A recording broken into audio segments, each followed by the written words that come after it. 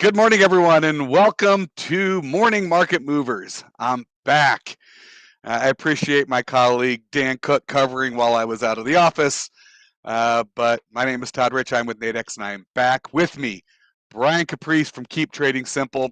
And at Morning Market Movers, we do live analysis for day trading, take a look at hot spots in the markets for today, Monday, April 18th.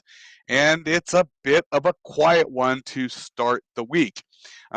We do have a couple of hot spots that we want to certainly take a look at. We've got Nat Gas punching higher. I mean, Nat Gas last week kept on climbing, and we've gapped a little higher this morning. So we'll take a look at what's going over there in the natural gas markets. We're also seeing some action in the metals, and Brian's got some ideas on why we're seeing gold and silver also popping higher. And we've got the currencies all pretty flat. Equity markets all a little down, but nothing to jump up and down about. But what we are going to talk about is the Dow. We're going to look at the Dow. And we're going to look at just levels that we might be looking at because this week is a big week for the Dow in terms of earnings. We are in the middle of earnings season, and we've got several, I think about 8 Dow components giving earnings this week.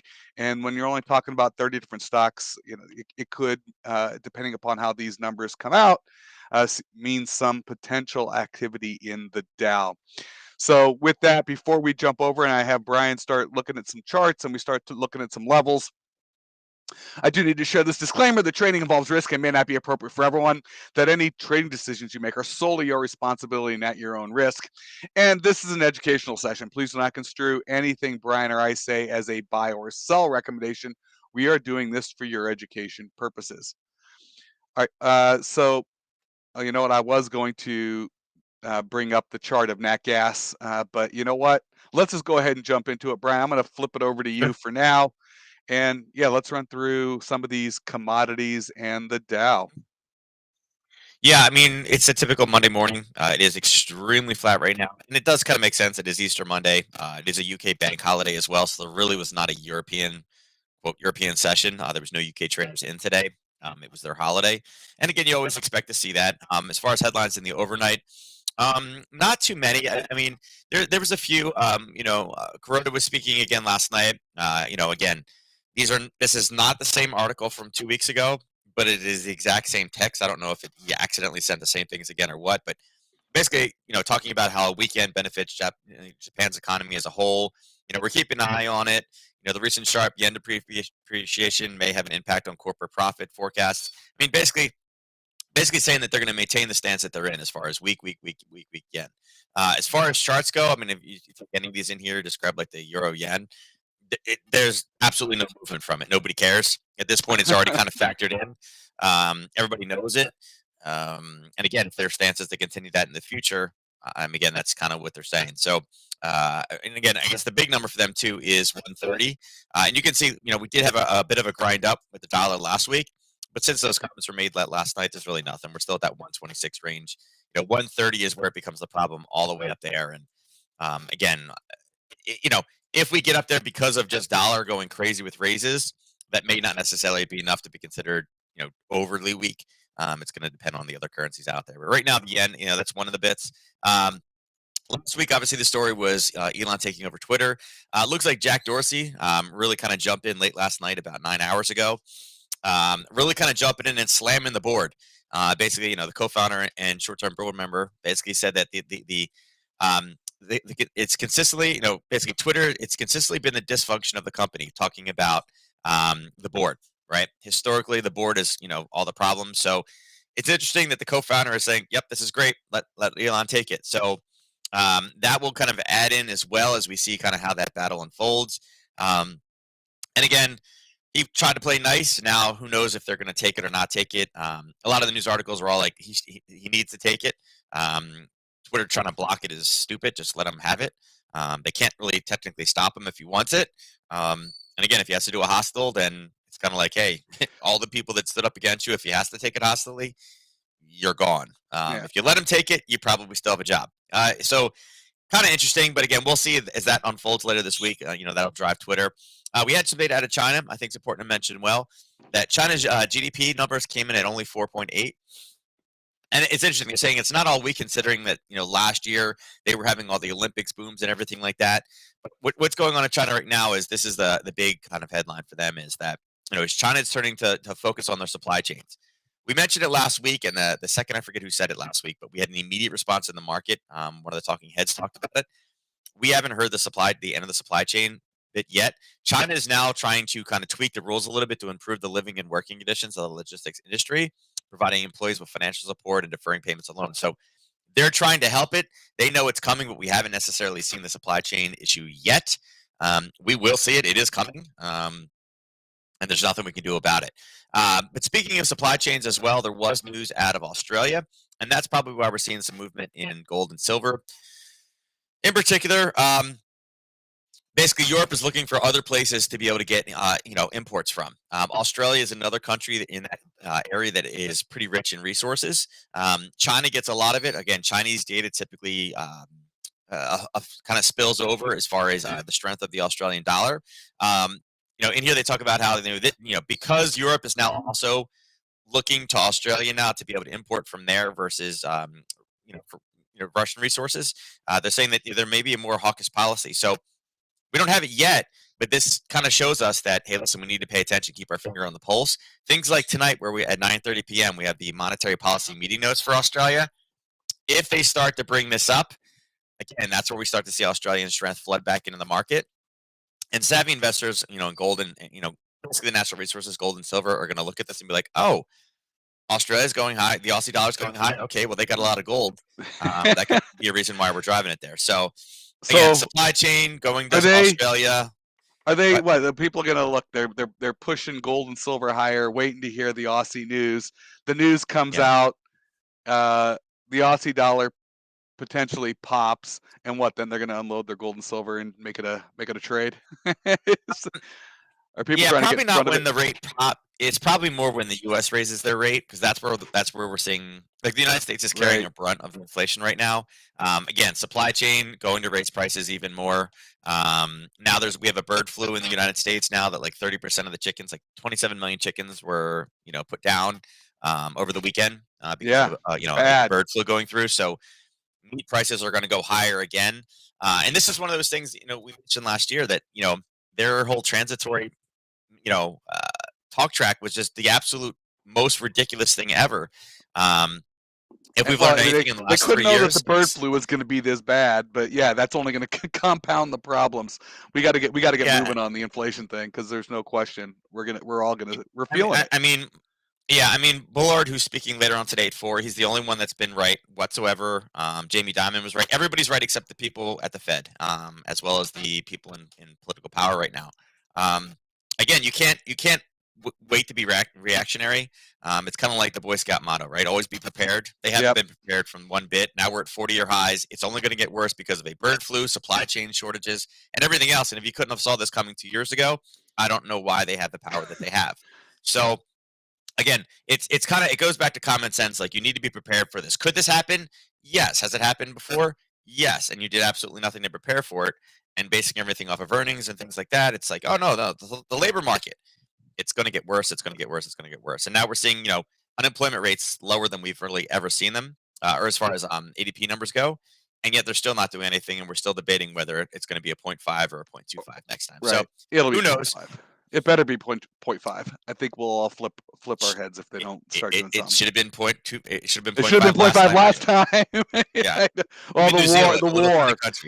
Yeah, they caught us. Even New Zealand is 0.5, raised 0.5. So right. And then another thing, again, this isn't directly affecting us right now, but it will have repercussions down the road a little bit as well.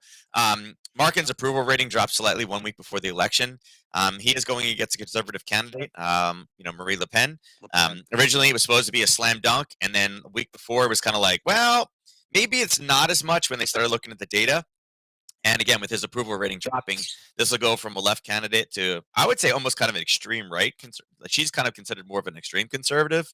That would definitely have some interesting kind of repercussions as well for France. We'll see. So right now, again, the election is still a week away. It's not here. But as far as charts go today, I think big things to point out right now is obviously the VIX is up. quite a big gap, but there's not a lot there. Russia is intensifying things. They did lose a ship over the weekend.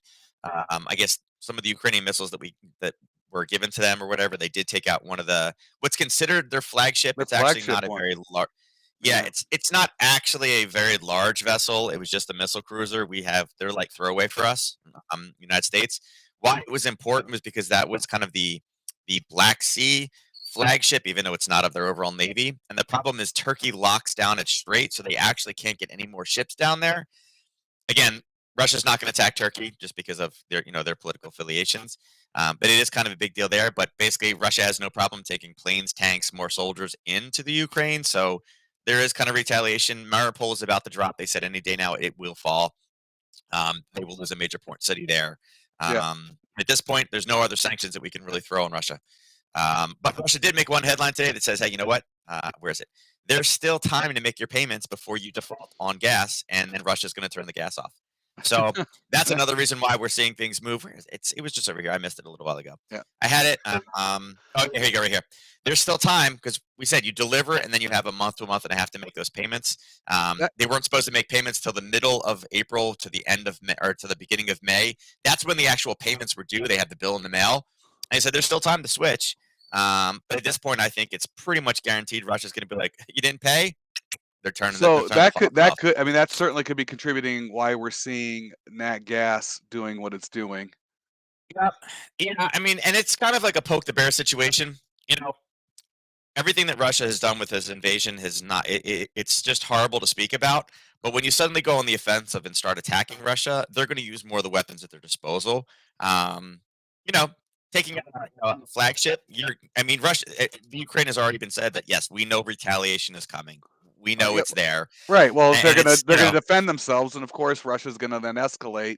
I mean, I didn't think I don't see the Ukrainians just rolling over and saying no, please come take our country. I don't yeah, think no, anyone and I don't. anticipated that. No, but I think going on the offensive is a completely different scenario, and I think that's where it's kind of like, yes, it is a missile cruiser, but Russia can't refuel that missile cruiser. It was pretty much empty at this point.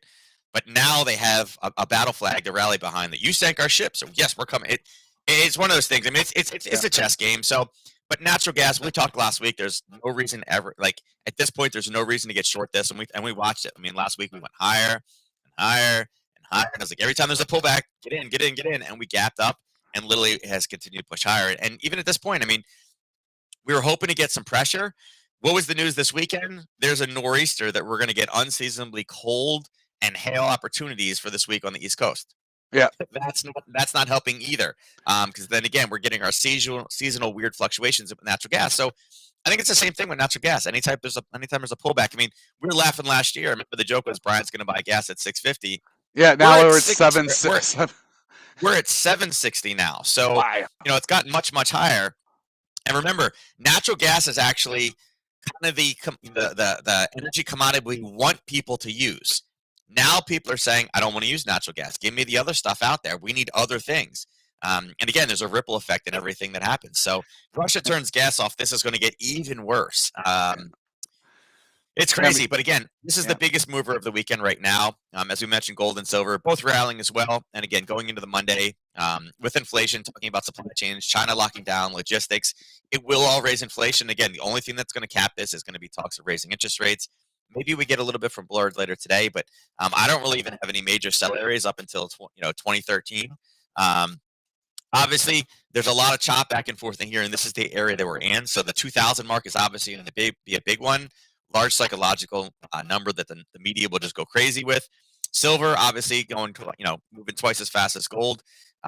Silver, though, is actually bouncing off of an area that we talked about, this 2605 to 2616. We are rolling into a new session, even though the UK session was open. There was a big spike right before. I wouldn't actually be surprised if the profit taking comes in. We start to push down a little bit in silver. Silver also has an industrial use. It does tend to be tied with China. But again, it goes back to the EU looking to Australia to be able to take some of those metals out there because China's weaker. That may actually help stabilize it just a little bit. And then, like I said, currency is completely flat. Cryptos, they're all down a little bit right now. Again, it's kind of like this is going back to, I'd say, more or less a flight to safety. Dollar's up, again, stabilizing itself above 100. As far as the indices goes, again, the VIX is high, although it should come dropping down a little bit. But they're all kind of an interesting spot where if you take the overnight highs, the lows, they're all at a 23.6 level. We talked about 43.85 being a level last week. Again, we're not trading these over the weekend. It did bounce right off that level and then drop. So, if we make kind of adjustments saying, hey, where could the next trade be? You can see it's a little bit higher up, but we just bounced off that 23.6. So currencies trader or futures traders in the overnight will be looking to continue this trend to the downside. NQ, kind of the same thing. Again, we just bounced off the 23.6. It's interesting. We had a level over here that we had talked about. It was a level that was hit a few different times, and we were looking for a break. It actually based in there and could have given you a short entry. That's kind of sitting up there right above the 23.6 as well. So another area where if we get a little bit of a pop, even though with the VIX coming down, it is kind of more as far as technical trading goes, a more of a short basis. YM, exact same thing. It's actually hit that area above the 23.6 and has already started to pull back again. So again, in a downtrend coming back down to 34,000, we got 291 points to go. It's kind of already initiated itself. And this one, again, this was a pretty easy one. A basing level right above. We knew there was a pullback in there over the weekend, roll in and no European exposure. There's your 1 to 3. It doesn't even take it all the way back down to a full retracement of 190. So YM's there, and then again, yeah, on the YM. Weakest. Yeah, I just want to emphasize on the YM. Remember, it's for the Dow. We are going to be seeing major earnings this week. In fact, I just wanted to put this out because I'm just taking a look. I just took a step back and went a little to 1 hour on a 1 hour chart and went back to recent fibs on the 1 hour. And I would expect to see it really make a break out of one of these ranges if some of these numbers come in out of whack. But on the 1 hour, the 23.6 has, was support. Now it's resistance if we get up there. And it's been kind of holding the 38.2 level as support. I mean, it's been range bound for the last, what is that? For the last, I'm going to call it the last couple of weeks. So yeah, depending upon how these numbers come out later this, here, let me just duplicate this. There we go. And here's the other down below. You can see it has certainly stayed pretty much within a range for the last couple of weeks here. And depending upon how numbers come out, if we see some outliers, we could potentially see some breakouts in the Dow, one way or the other. Although, with the way the earnings season has been going, watch that downside. Companies have been missing. So, just something to point out. All right, sorry about that. And then you were going to do the Russell real quickly. Just the Russell's in the same scenario. It's in an area where we had buyers. It was confirmed before. It literally spent the weekend basing through, chopping those guys up. Kind of bounced off of it twice. A little bit of a long entry, kind of a pullback in the early morning hours. But we're also up at the 23.6. So all four indices kind of at the same area. Yeah, they found some buyers down below, but we've hit those buyers multiple times at this point. And in regards to earnings, I don't think, if earnings are a miss, meaning, hey, listen, we're not as good as we were, again, that's every reason to go down.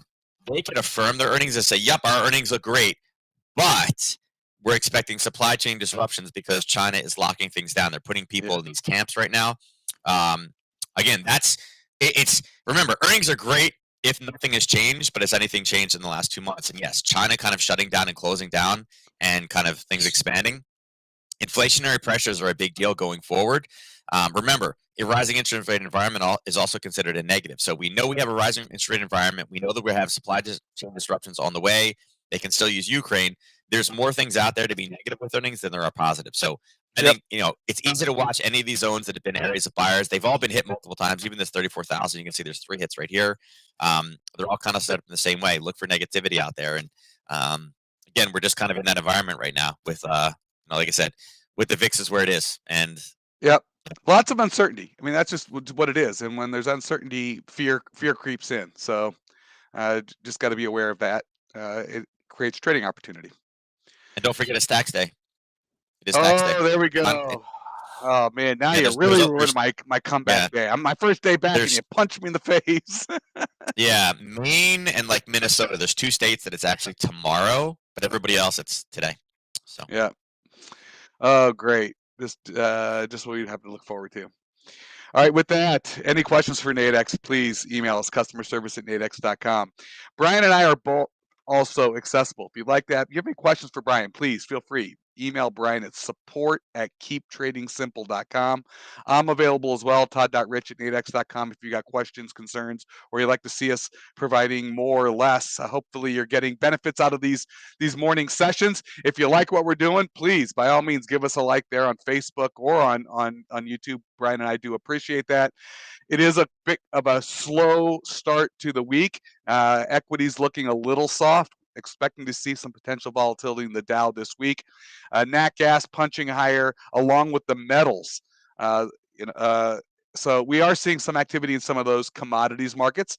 Brian and I'll be back tomorrow morning. Remember, tomorrow afternoon, midday, Brian will be doing a full-blown session on all of the markets, much more in depth, and also what to look forward to later this week.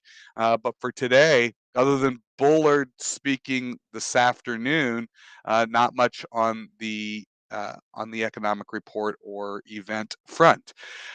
With that, thank you so much for joining us. Brian and I will be back tomorrow morning. And until then, good luck in the markets, everyone. Thank you so much for joining us.